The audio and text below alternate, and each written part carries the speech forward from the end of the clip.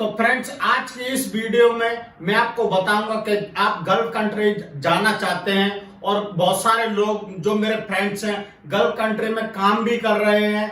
तो gulf country में जाने से और गल्फ कंट्री में काम करने से क्या क्या डिसएडवांटेज आपको होते हैं, वो सारी डिटेल आपको ये बताऊंगा पॉइंट बाय पॉइंट। क्या क्या डिसएडवांटेज हो सकते हैं गल्फ कंट्री में या फिर अब्रॉड में काम करने के आपको।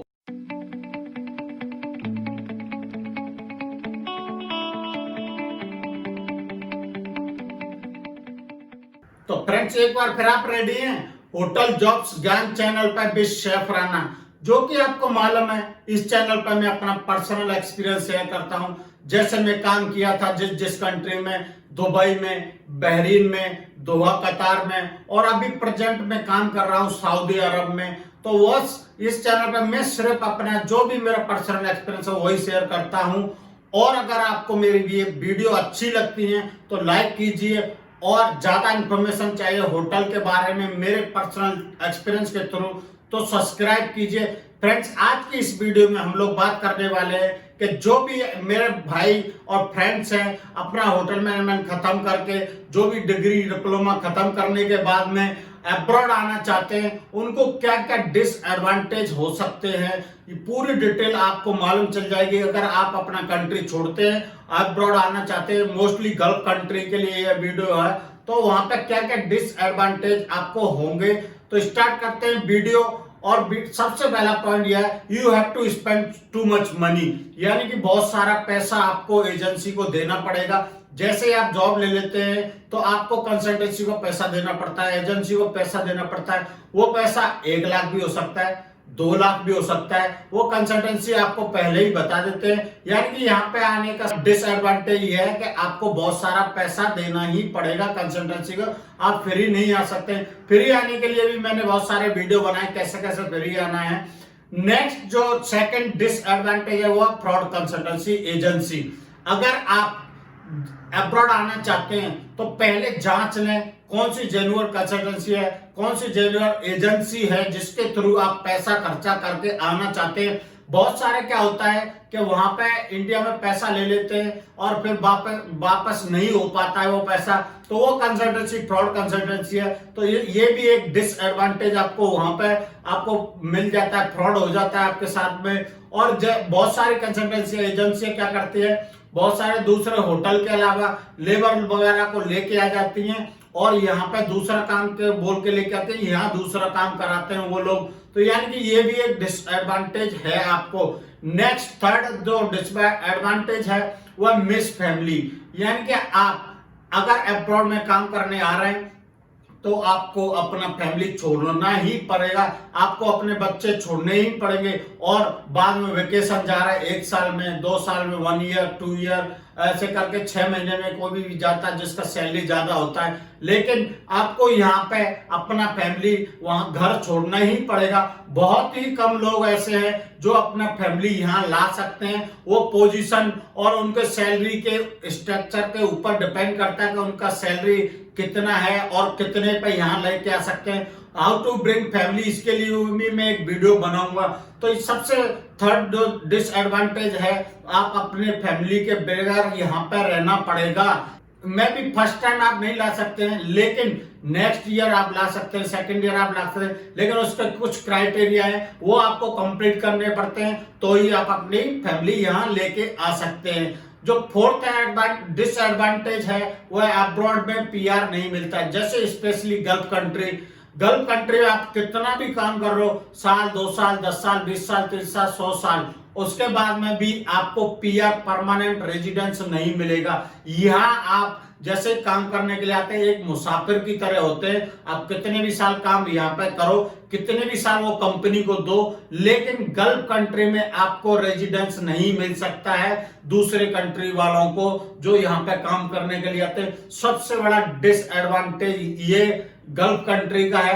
बाकी कंट्रियों में आप पीआर ले सकते हैं, लेकिन गल्फ कंट्री में आप पीआर नहीं ले सकते हैं। यहाँ पे लीज, जो बड़ी बड़ी कंपनियां आती हैं वो लीज पे होती हैं। जैसे कोई होटल खोल रहा है बाहर का, इंडिया का, बांग्लादेश का, श्रीलंका का, तो वो सिर्फ लीज पे होती है। उनकी लीज खत्म होते हुए उनको लीज का एग्रीमेंट दोबारा से रिन्यू करना पड़ता है, तो ये भी डिसएडवांटेज है आपको। नेक्स्ट, बहुत सैलरी ऑन टाइम।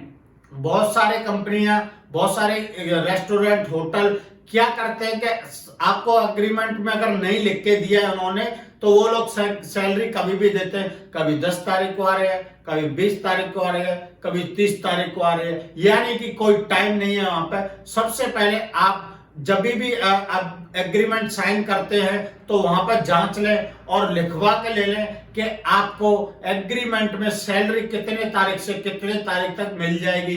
क्योंकि आप यहां आ रहे हैं तो पैसे के लिए ही आ रहे हैं। अगर पैसा भी आपको टाइम से नहीं मिला तो काम करने का, अपनी फैमिली मिस करने का, अपनी फैमिली अपने गांव में छोड़ने का मतलब क्या हुआ।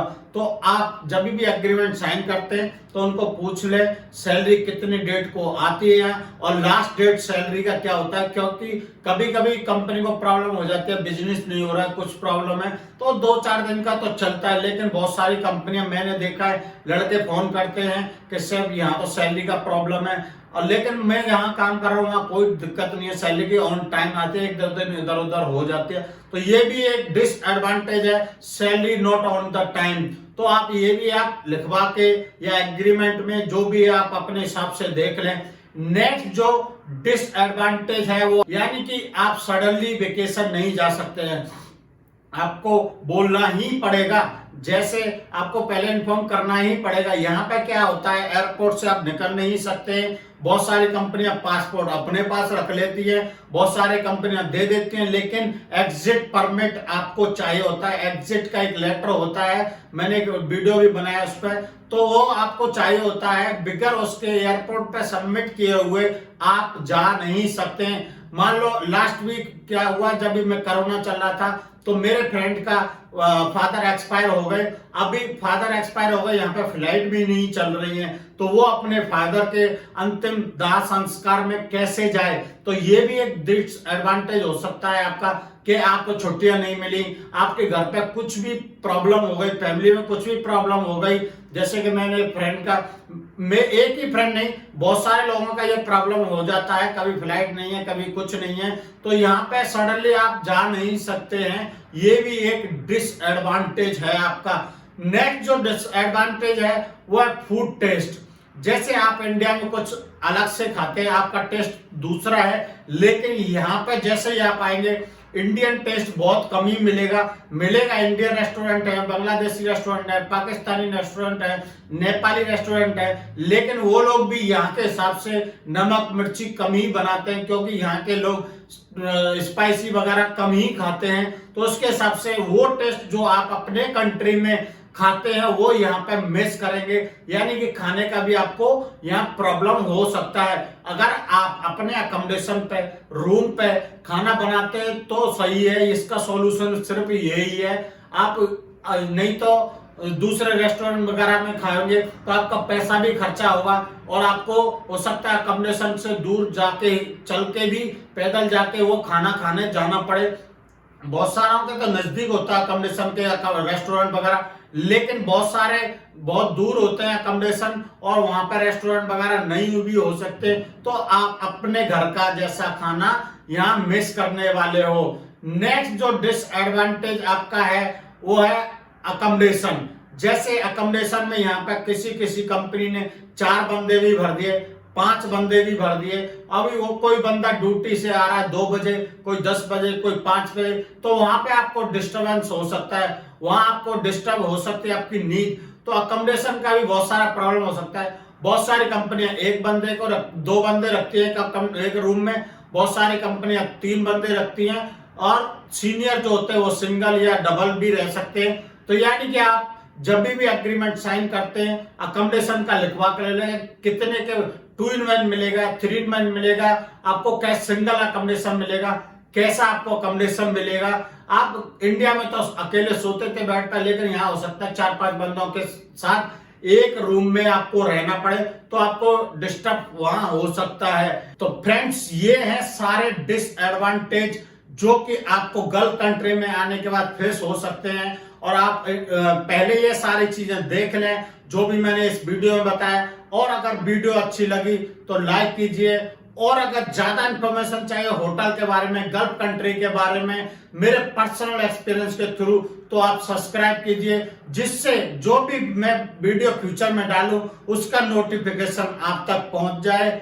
और सबसे बड़ी बात यह है, आप गल्फ कंट्री आइए, ये डिसएडवांटेज तो चलते ही रहते हैं, और आप पैसा कमाइए, 10-5 साल पैसा कमाइए, उसके बाद में अपना कुछ बिजनेस या फिर इंडिया वापस जाइए, क्योंकि स्टार्टअप में जो पैसा आपने कमा लिया वही काम आएगा, बाद में क्या होने वाला कोई किसी को मालूम नहीं है। तो जब तक आप में जान है, यानी कि हाथ पैर काम कर रहे हैं, कोई सरकारी नौकरी तो है नहीं है, सरकारी जॉब तो है नहीं है कि लाइफ टाइम तक इससे पेंशन मिलेगी, तो आप कुछ साल जब तक आपके हाथ पैर यंग है, आप पैसा कमाइए और वापस इंडिया जाइए, जहां जिस भी कंट्री के, इंडिया, नेपाल, बांग्लादेश, वहां जाके सेटल हो जाइए, कुछ साल काम कीजिए।